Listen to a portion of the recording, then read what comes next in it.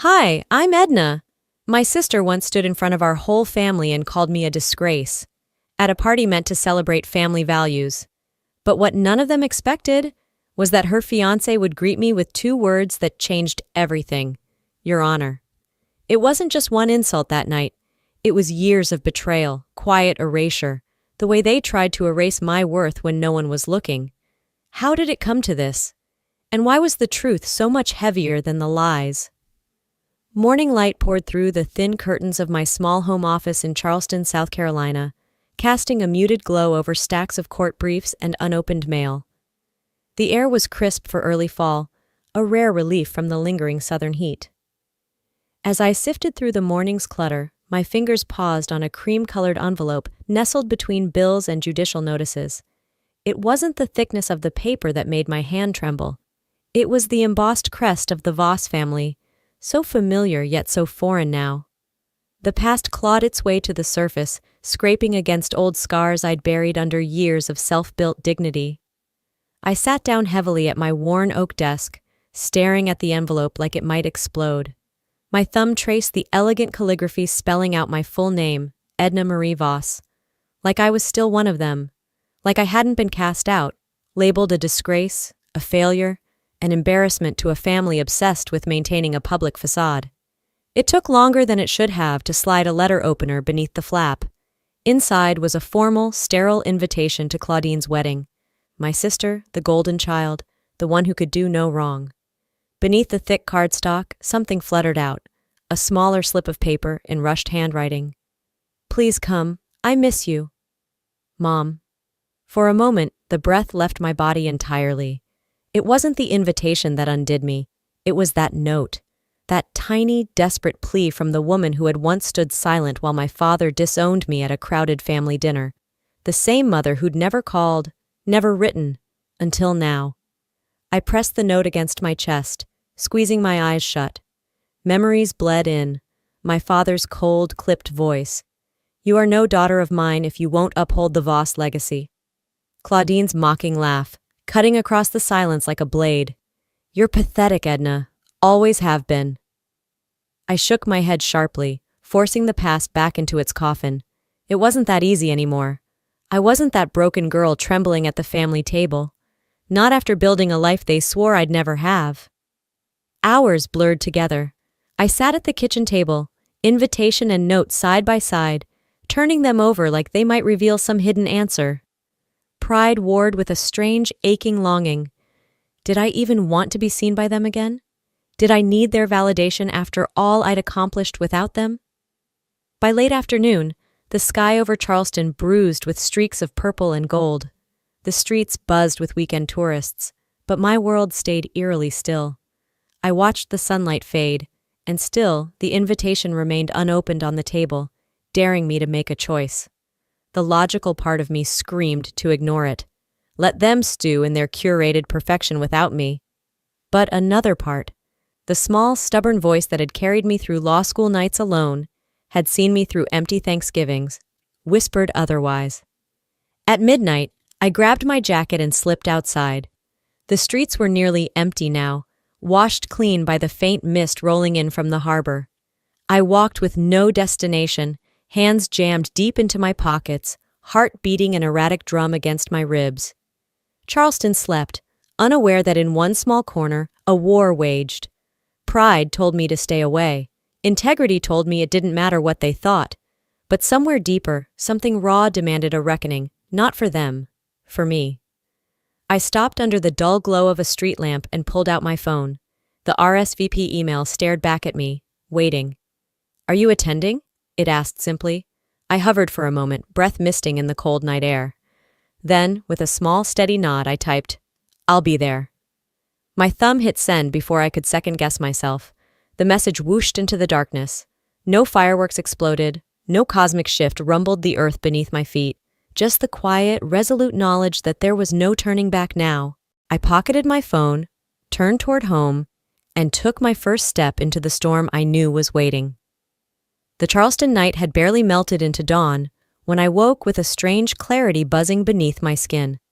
I'd crossed a threshold the night before, one I couldn't uncross. My bags were already packed before the sun kissed the tips of the palmettos outside my window.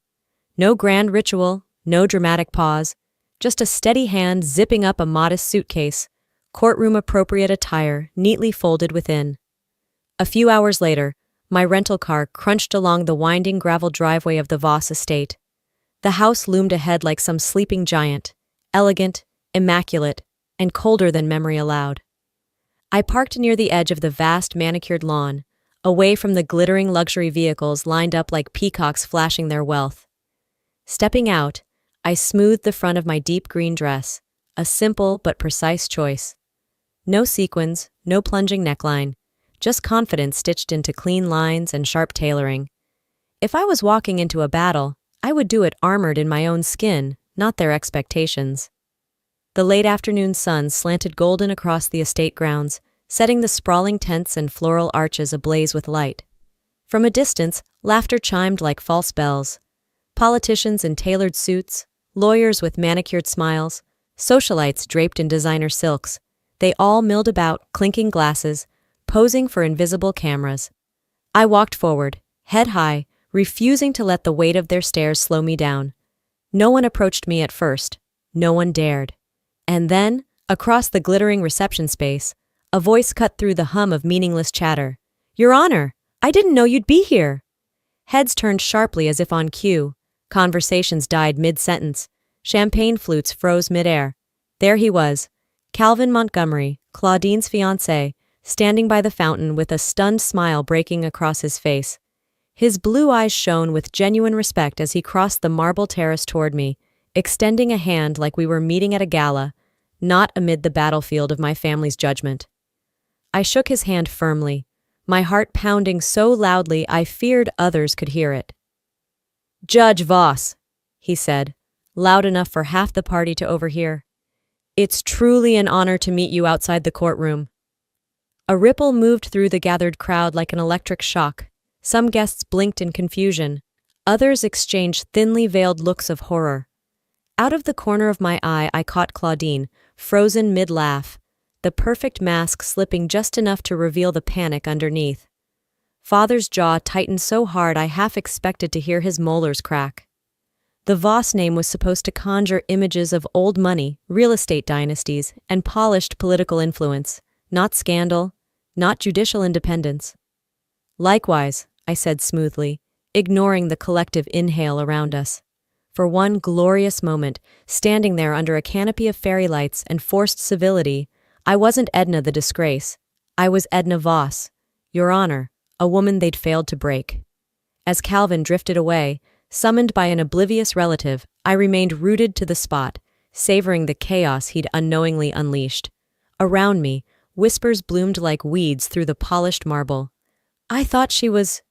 Did you hear what he called her? Since when is she a judge?" Their confusion was almost sweet.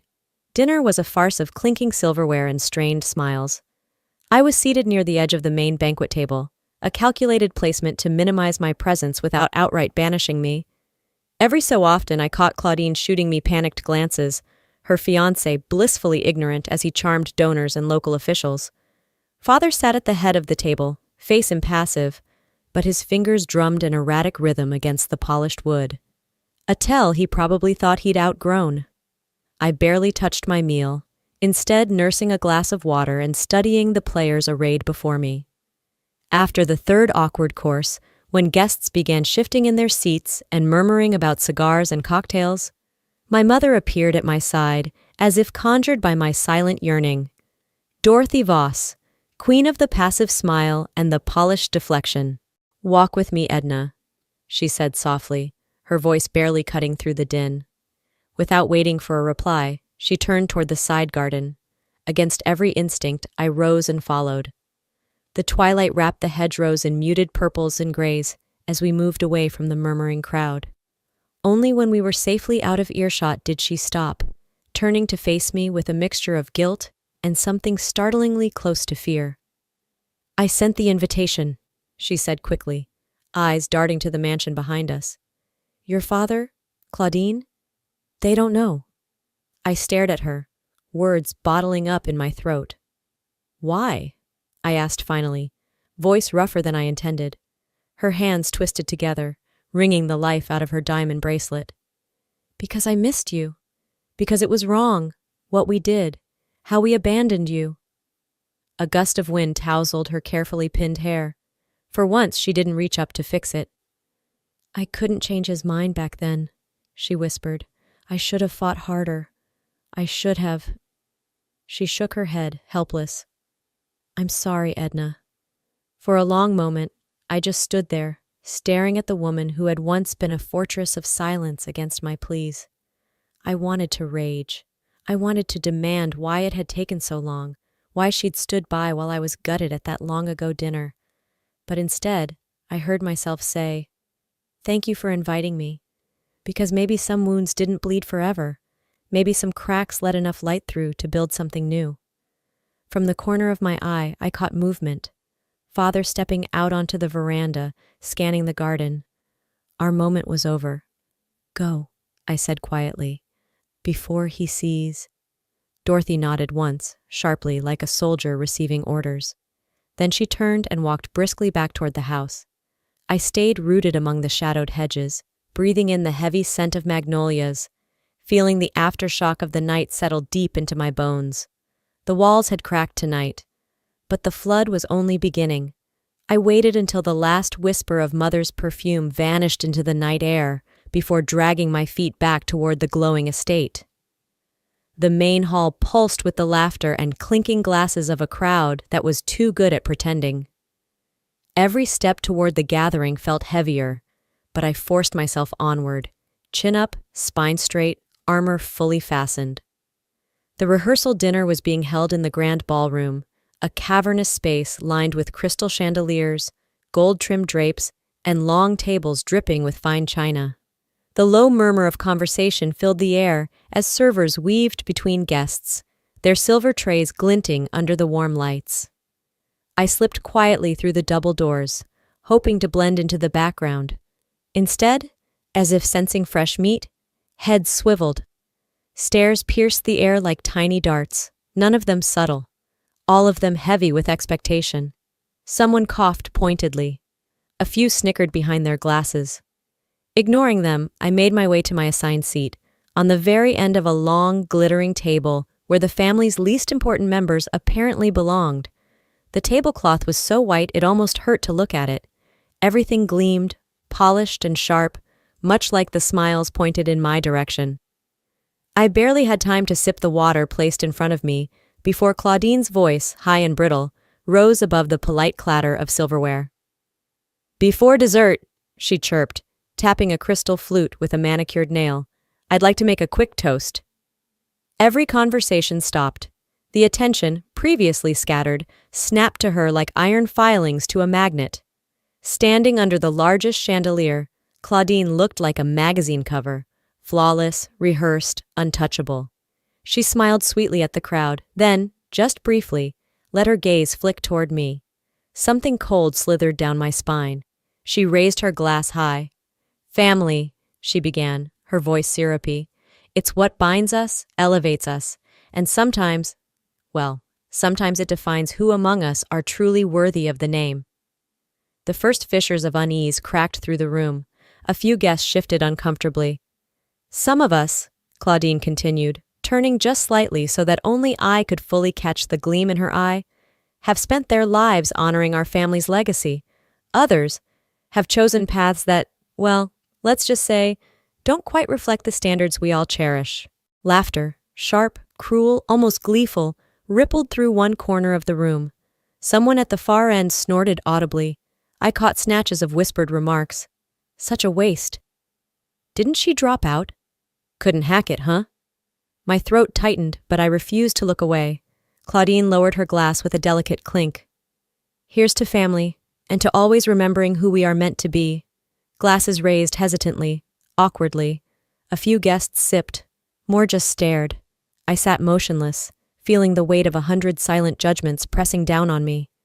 My hands clenched under the table, the fabric of my dress crumpling beneath my grip. Breathe. Don't give them the satisfaction. The laughter resumed, harsher now, edged with a cruel glee that thickened the air. Aunt Margot leaned across her plate toward Uncle Victor, stage whispering just loud enough. Well, at least she finally made something of herself, in a courtroom nobody's heard of. She's a judge? Victor chuckled, shaking his head. Bet it's some traffic ticket nonsense. Another ripple of laughter. I sipped my water slowly, letting the icy liquid wash down the bile rising in my throat. You know, said Cousin Philip from 2 seats down, his voice carrying, some people just aren't cut out for greatness. It's sad, really. The humiliation swirled around me, each word a small, precise dagger. Yet outwardly, I remained still, a statue amid the storm. Inside, something began to crack. Not in the way they wanted, not breaking, but breaking free. I straightened my spine, set my glass down with a gentle clink, and rose to my feet. Every eye in the room pivoted toward me. I could almost hear the collective breath hold, the sudden sharpness of attention, as if they sensed they had pushed just a fraction too far. I lifted my own glass, meeting Claudine's startled gaze dead on. To success, I said clearly, my voice slicing through the hush. Success isn't measured by the name you inherit. It's measured by the lives you touch, the dignity you maintain, and the battles you fight quietly when no one's clapping for you. The silence stretched taut, almost unbearable. I took a slow sip, then placed the glass back on the table with deliberate calm.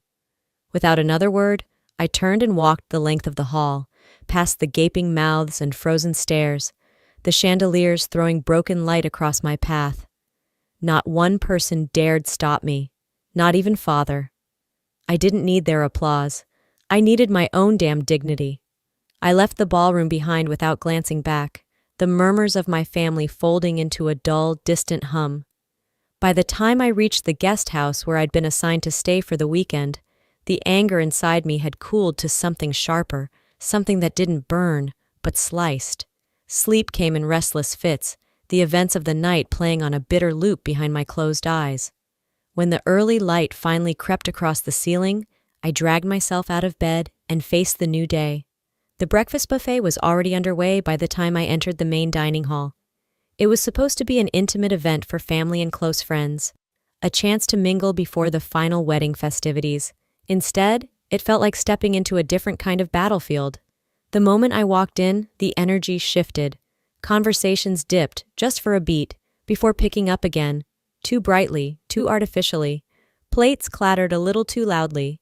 Chairs scraped across the polished floors. I moved through the room carefully, selecting a plate of eggs and fruit, pretending not to notice the ripple effect of my presence. Out of the corner of my eye, I caught snippets. "Did you hear? Fired, they said."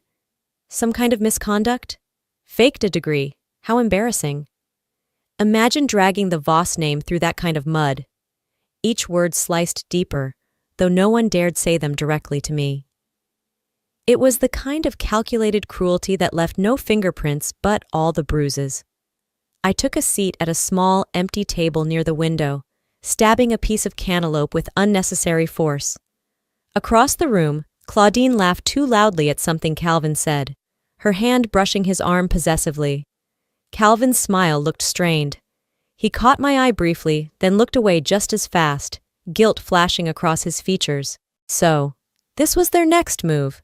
Discredit me quietly, making sure that by the time the actual wedding rolled around, I would be nothing more than a stain to be hidden under the rug. I pushed my plate aside, appetite gone. Later that afternoon, the family hosted a casual garden luncheon for out-of-town guests, a way to show off the estate's sprawling grounds and lush gardens. Tables were arranged under enormous white tents, the summer breeze heavy with the scent of roses and clipped grass. The hired MC, a local minor celebrity with 2 white teeth and a radio voice, entertained the crowd with rehearsed jokes and anecdotes about love and marriage. It was all harmless enough, until it wasn't. "And of course," he drawled, smirking broadly, "every family's got that one overachiever. You know, the one who makes us all look bad, or thinks they do." A ripple of laughter. "And hey, every family's got a black sheep too, right? The one who gets a little too creative with their resumes." The laughter grew louder, some guests glancing not so subtly in my direction. I sat frozen, gripping the edge of the table so hard my knuckles turned white. The MC chuckled. Let's just say, some folks at this party might be better at storytelling than courtroom victories, huh? Aunt Margot leaned in to whisper something to Uncle Victor. He chuckled, wiping his mouth with his napkin. Claudine smiled demurely, feigning innocence behind her champagne glass. The sting was deliberate, precise. A public gutting, but with enough plausible deniability that no one could accuse her of an open attack. I bit the inside of my cheek, forcing my expression to remain neutral. Rising from the table slowly, I walked toward the hedge-lined perimeter of the garden, pretending to admire the roses. I needed the distance, the quiet, the space to think. The humiliation burned in my chest, hot and corrosive. But underneath it, something colder and clearer had started to crystallize. They thought they were burying me. What they didn't realize was that they were handing me the shovel. I could stand here and keep swallowing the poison they spoon-fed me. Or I could start planning my antidote. I leaned against the old stone fountain, watching the sunlight dance on the water's surface. Somewhere deep in my gut, a silent vow began to take root. Next time, I won't just defend myself. Next time, I'll expose them. If they wanted a war, they'd get one. But it would be fought on my terms, not theirs. Across the garden, Claudine's laugh floated toward me again, high, brittle, triumphant. I allowed myself one small smile. Enjoy your victory lap, sister. The race wasn't over yet. The next morning arrived with a heavy, suffocating heat, the kind that pressed down on your skin and seemed to dull the edges of everything around you. I dressed carefully, pulling on a crisp white blouse and black slacks, armor in cotton and thread. The reflection that stared back at me in the guest house mirror was one I barely recognized, calm, composed, but with a hard glint in her eye that hadn't been there before this weekend. The family-only pre-wedding brunch was held in one of the estate's sunrooms, walls of glass letting in too much sunlight, making it feel like being trapped in a gilded cage. Everyone was already gathered when I arrived. Father at the head of the table, Claudine beside him, Calvin stiff at her side. Dorothy sat quietly 2 seats down, her eyes flickering toward me once, filled with something complicated and brittle. The conversation, stiff and forced, circled endlessly around the same themes: legacy, reputation, ambition, all the things I had apparently squandered. I chose a seat at the far end of the table, picking at a croissant I had no intention of eating. It happened so fast, there wasn't even time to brace for it. Edward set down his coffee cup with a decisive clink, cutting through the room's forced chatter like a blade. His gaze locked onto mine, cold, devoid of anything resembling affection. "I want it known," he said, voice loud enough to slice through the polite murmur, "that from this day forward, Edna Voss is no longer considered part of this family's future. She has chosen her own path, and it no longer aligns with the values we uphold." You could feel the air being sucked out of the room. Forks clattered against plates. Someone coughed awkwardly.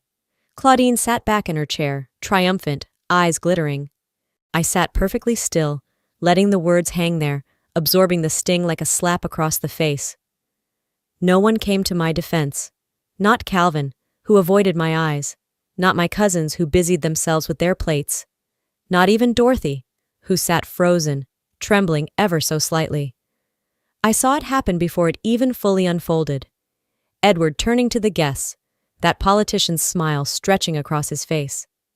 "My wife," he said, placing a heavy hand on Dorothy's shoulder, "would like to extend our family's apology for any disruption caused this weekend." Dorothy flinched under his touch but rose obediently, hands wringing the napkin between her fingers like it was the only thing keeping her upright. I'm so sorry for any embarrassment," she mumbled, voice barely carrying across the room. "Edna's choices do not reflect our family's beliefs." My stomach twisted. I wanted to scream, to rip the heavy chandelier from the ceiling and hurl it straight through the glass walls that trapped us in this sick play. But I didn't move. I sat there stone-faced, watching my mother apologize for my existence. Something inside me, something fragile and foolish, finally snapped. I rose to my feet slowly, the chair scraping sharply against the marble floor. All eyes turned to me again. I straightened my spine and smoothed the front of my blouse, feeling every ounce of fury, grief, and betrayal fuse into something colder, something sharper. You can disown me all you want, I said, my voice cutting clear and steady through the stunned silence. You can erase my name from your wills, your speeches, your memories. You can pretend I never existed.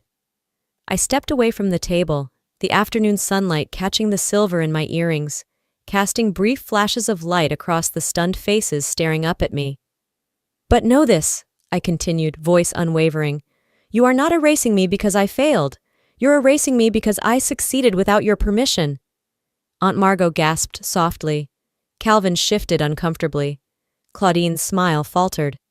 I looked directly at my father. You cannot erase me simply because I outgrew your cage. With that, I turned on my heel and walked out of the sunroom, my steps echoing against the marble like gunshots. I didn't look back. I didn't need to. They had finally drawn their line, and I had drawn mine. The sun was beginning its slow climb higher into the sky as I crossed the gardens back toward the guest wing. The crispness of my earlier defiance still clung to me like an armor, but inside the air felt thinner, heavier, as if some invisible hand was winding the clock tighter and tighter toward an inevitable break. I didn't have to wait long. By midday, Calvin's world cracked open. I found him pacing near the stables, his suit jacket abandoned on a nearby fence post, sleeves rolled up, tie loose around his neck.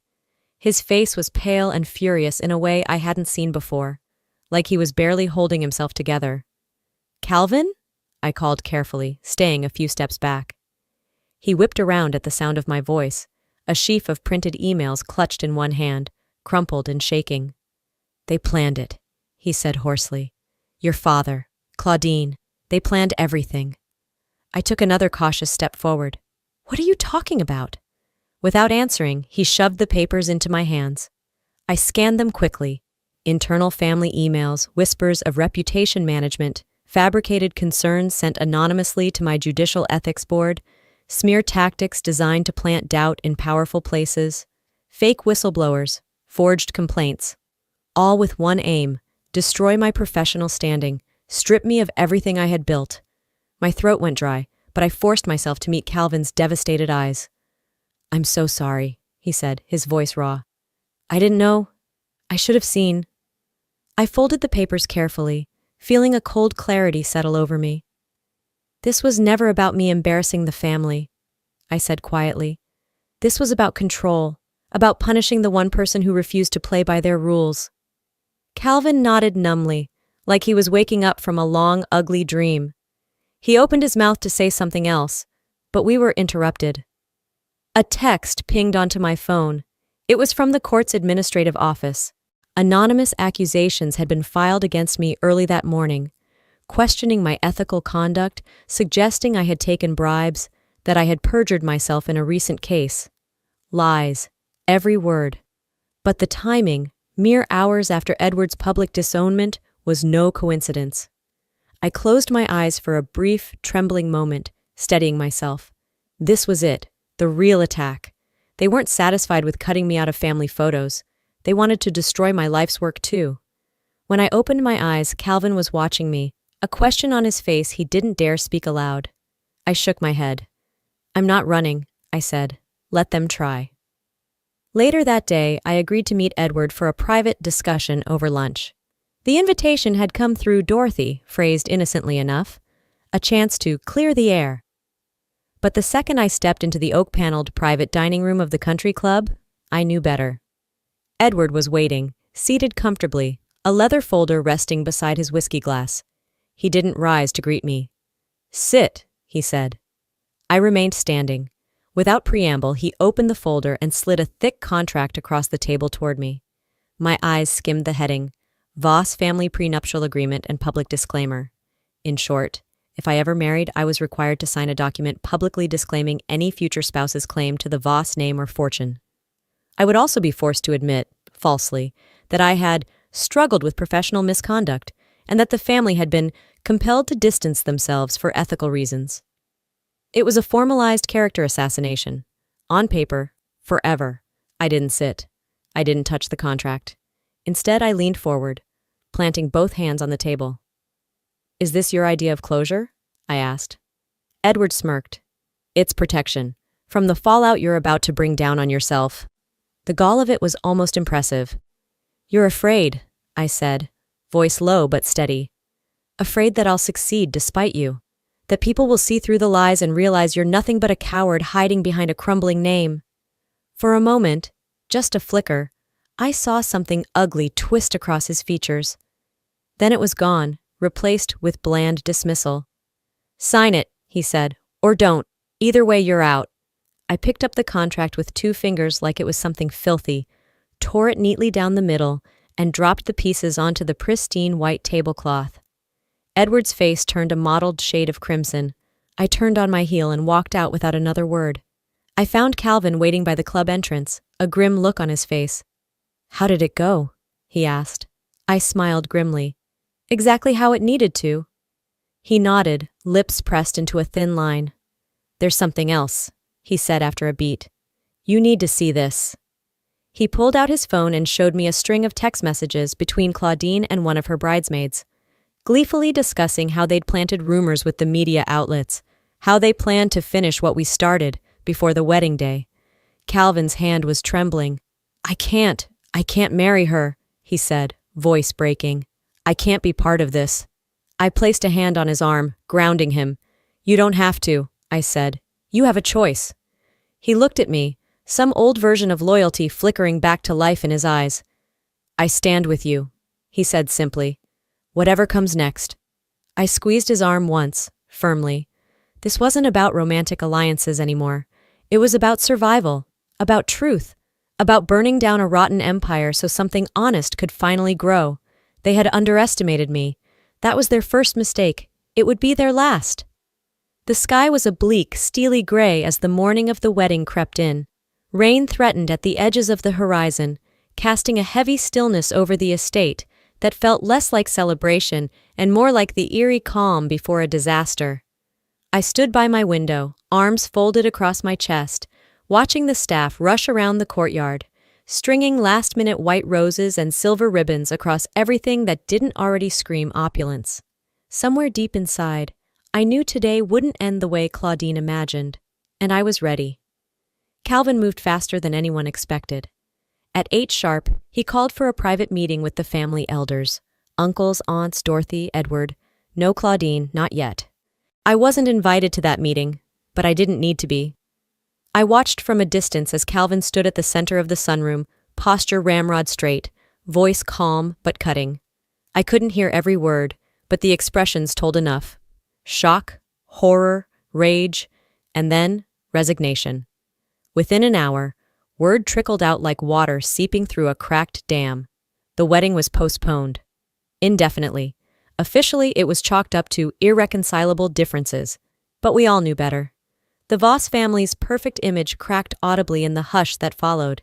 Guests milled around in confusion, women clutching their pearls, men adjusting ties, pretending not to eavesdrop. "Maybe it's cold feet," someone whispered near the fountain. "Maybe the pressure got to him," another murmured over mimosas. But no one bought it. The story didn't fit. Not when Claudine emerged from the house moments later, face ghost-pale beneath layers of makeup, eyes darting wild and frantic. Not when Edward stomped across the lawn, jaw tight, refusing to meet anyone's gaze. Not when Dorothy sat frozen on a bench, hands folded too tightly in her lap, the whites of her knuckles showing. No, something had detonated, and everyone smelled the smoke. By late afternoon, Calvin made it official. He uploaded screenshots to his social media. Just enough, not too many. Emails between Claudine and Edward, laughing over their plan to sabotage me. Copies of fabricated concerns submitted anonymously to my court's ethics committee. Mock-ups of fake affidavits Claudine had drafted with her bridesmaids as insurance in case Calvin got cold feet. Within an hour, the screenshots went viral. Within 2 hours, a few prominent guests, business magnates, judges, politicians, began quietly withdrawing from the Voss family's business deals. Deals that had taken Edward years to build. Deals that evaporated with a single click, a single public betrayal. The furious text messages started flying shortly after. I didn't bother reading them all. From Claudine, "You ruined everything." From Edward, "You're dead to us." From random cousins and second cousins I barely remembered. "Hope you're happy. I was. Not because I took pleasure in the wreckage, but because it was their own hands that lit the match. All I had done was refuse to smother the flames anymore. Later that night, I sat outside on the stone steps, a blanket draped around my shoulders, sipping a glass of bourbon Calvin had quietly delivered before disappearing into the night. The sky finally opened up in a slow, weeping rain. It felt fitting. Across the yard, the wedding archway stood abandoned, ribbons drooping, flowers battered by the weather. I could hear Claudine screaming somewhere inside the house, wild, hysterical sobs that made no attempt at dignity now. I didn't flinch. I didn't smile either. This wasn't about revenge. It was about survival, about dignity reclaimed, about truth finally tearing down the pretty lies they'd wrapped around themselves for so long. I thought back to the girl I'd been all those years ago, the one who had left this place with nothing but a suitcase and a spine she wasn't sure was strong enough. She would have been terrified to face all this, but not the woman I was now. The empire they built on lies was cracking, and I was ready to watch it fall. The first rays of the morning sliced through the low clouds, painting the wet streets of Charleston in gold. I stood at my bathroom mirror, adjusting the simple chain around my neck, my breath steady despite the whirlwind I knew waited just outside. Today wasn't about them anymore. Today was about me. I slid into my navy blue suit, a tailored piece I had bought years ago when I couldn't yet afford it, a silent promise to the woman I hoped I would become. I had no idea then how much that version of me would be needed today. By noon, the Charleston Legal Association's annual award ceremony was packed. Judges, attorneys, community leaders, reporters, some faces I recognized from the wedding debacle, others who had once whispered doubts behind closed doors. Now they sat in neat rows, facing a large stage draped in dignified blue and silver banners. A thick hush filled the room as the keynote speaker, a federal judge whose respect was not given lightly, stepped up to the podium. "Ladies and gentlemen," he began, his voice ringing out clear and firm, "today we honor not just professional excellence but resilience, integrity, the kind of courage that reshapes broken systems." And then he said my name, Edna Voss. A ripple ran through the audience, subtle but unmistakable. Some clapped immediately, others hesitated, then joined in. The applause swelled, not polite, not obligatory, but real. When I walked onto that stage, I didn't walk alone. I carried every late night spent clawing through law books, every sneer I'd swallowed, every lie I refused to let define me. And when they handed me the Crystal Award, engraved simply with "for uncompromising integrity and service," I held it high, not for the family name etched behind me in shadows, but for the woman who had fought to stand here without it. For once, the cameras didn't snap for Edward Voss. They snapped for me. The irony was not lost on me. The same crowd that had once celebrated Claudine's engagement now celebrated my survival. Meanwhile, across town, desperation has a smell. And that afternoon, Claudine's PR campaign launched in a pitiful, shrieking attempt to rewrite history. A glossy Instagram post, her smiling weakly with the caption, "Sometimes family envy destroys what love builds, praying for healing and forgiveness." Fake tearful interviews planted in local blogs, anonymous friends hinting that I had manipulated events, that poor Claudine had been blindsided by her own loyalty. But this time, the internet didn't play along. It didn't take long for real reporters, the kind Claudine hadn't bribed or bullied, to dig deeper. Screenshots resurfaced. Whistleblower accounts appeared. Staffers who once worked the Voss campaigns anonymously confirmed details. Within 24 hours, Claudine's name became a punchline on Twitter. "Might want to invest in better lies next time, sweetie," one viral post read, racking up thousands of likes. Public sympathy didn't just shift, it snapped like a rubber band. Suddenly, I wasn't the black sheep. I was the phoenix, the survivor, the cautionary tale everyone now wanted to quote when speaking about perseverance and integrity. And Claudine? She faded. Not in fire, not in drama, just in the slow, painful silence reserved for those whose masks finally slip, and nobody cares enough to help them pick it back up. That evening, I sat alone on the wide marble steps of the courthouse, my award resting beside me, the city humming quietly around me. The sunset burned low against the horizon, bleeding into the dark. It should have felt like total victory, and in some ways, it did. But there was a hollow too, small and sharp, tucked into the corners of my chest. Winning hadn't erased the scars. It hadn't brought back the years I'd lost to fighting for scraps of love from people incapable of giving it. I traced the rim of my glass with one fingertip, thinking about Dorothy, about the hesitant apology pressed into my hand like a guilty gift, about Calvin, still picking up the broken pieces of his own betrayal. We had survived. But none of us walked away unmarked. Still, for the first time in my life, the future didn't feel like a battlefield. It felt like a blank page. And I would choose the story that came next. Not them. Not anymore. The spring air smelled different that day. Warmer. Cleaner somehow. Like the kind of morning you only got after a long, violent storm had finally spent itself. I tucked the newspaper under my arm, another article featuring my name, this time on the front page, and turned down the narrow brick path toward a familiar house. Dorothy's house.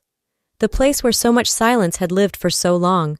She had invited me for tea, no expectations, no grand reconciliations demanded, just tea.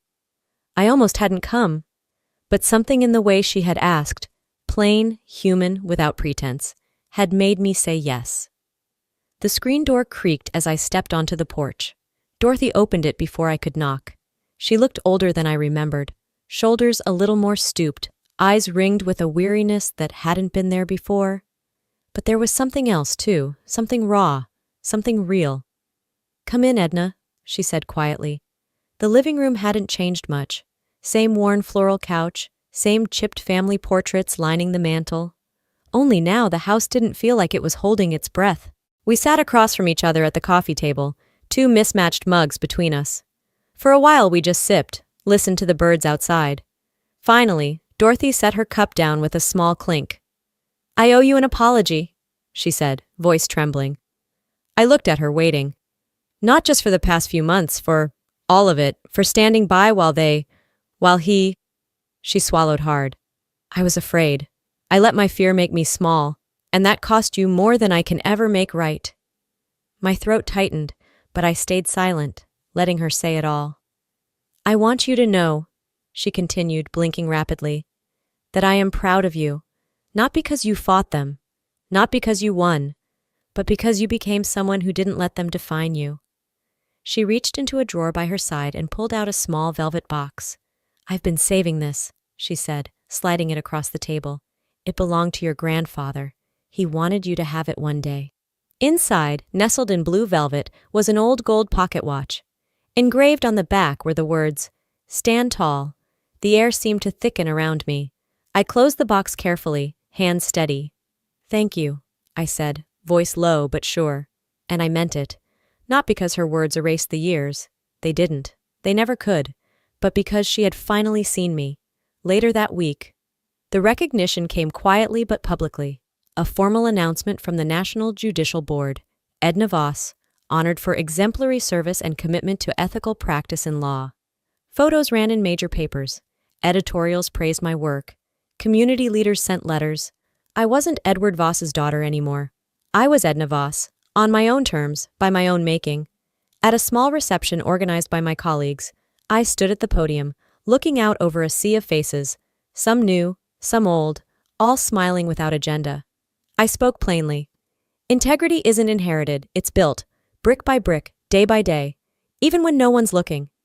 The applause was genuine, warm, and it didn't feel hollow this time. It felt earned. And the family? I kept my distance. Dorothy and I found a quiet rhythm, occasional lunches, cautious phone calls. Edward, Claudine. They remained names attached to an old pain I no longer fed. I didn't wish them harm, but I didn't invite them into my future either. Some bridges aren't meant to be rebuilt. Some doors need to stay closed for the sake of the soul that survived what happened behind them. Family, I realized, isn't about blood. It's about choice, about respect, about finding or building the people who stand with you, not against you, when the world tilts sideways. One quiet evening, I sat on my porch, the same pocket watch ticking steadily in my hand, the sky above me stained purple with sunset. No wars left to fight, no battles left to win, just the open, wild possibility of what came next. I wasn't a disgrace. I was a survivor. And now, I was free. Maybe that's the real victory. It's not about making everyone who doubted you finally believe. It's about standing tall even when they don't. It's about choosing yourself, even when nobody else will. And it's about learning that sometimes, the family you choose matters more than the one you're born into. If my story means anything, it's this. You are not defined by the voices that tried to drown you out. You are defined by the fire you keep alive inside you, quietly, stubbornly, gloriously, until the day the world has no choice but to see it. We all carry scars, but scars aren't shameful. They're proof we fought, survived, and became more than what tried to break us. Now, I'd love to hear from you. Have you ever had to walk away from something or someone to truly find yourself? Or maybe you're still standing at that crossroads, wondering if you're strong enough. Trust me, you are. If this story touched your heart, drop a 1 inch in the comments or tell me where you're watching from. If you didn't vibe with it, I still want to hear your thoughts. What part didn't click with you? Let's connect and grow together. And hey, if you want more stories that hit where it matters most, make sure to hit that subscribe button. Let's keep building a space where real stories, real lessons, and real strength are celebrated. Until next time, stay strong, stay true, stay you.